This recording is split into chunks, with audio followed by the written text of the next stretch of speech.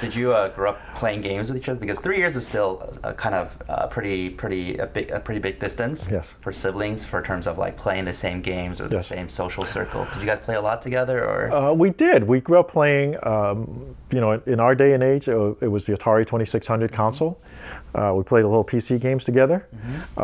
Sadly, I think for some reason most of the games we were playing on the Atari, he was a little better than I was. But that we definitely grew up playing games. I think that was a thing that it was a bonding experience for us. As you said, being 3 years apart, like sports and other things, we couldn't really play with each other. But video games we could. Maybe, I don't know if this influenced your design decision in terms of, something like video games could actually bond family together even though they're quite apart. I wonder if that had an influence. I mean, it's hard to trace, but... Yeah, that's a good point. I think it was something that we enjoyed doing together growing up, and enjoy doing with friends as well. So I think in many ways, we extended that further into the other groups. I remember early in Guitar Hero 1 days, we got a letter from this person who had bought Guitar Hero and played it with his teenage daughter. And he said that she would ask him questions about the song, because there were songs that he grew up listening to. They were all kind of classic rock songs. And he ended up writing us a letter just to thank us. He said, I haven't had a bonding moment like that with my daughter in years, and I wanted to write a letter and thank you.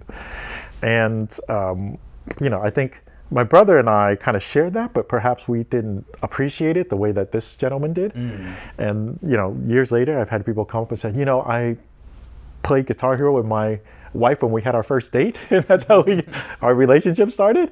And so I think that power of games to kind of bring people together in a fun environment, right? In not a not a difficult, hard, painful experience, like we're going to go run a marathon together, something like that. But it's like we're going to have fun together, is powerful. I think it's hard to appreciate because you grew up with that's the norm, whereas for the father you talked about, it was absent.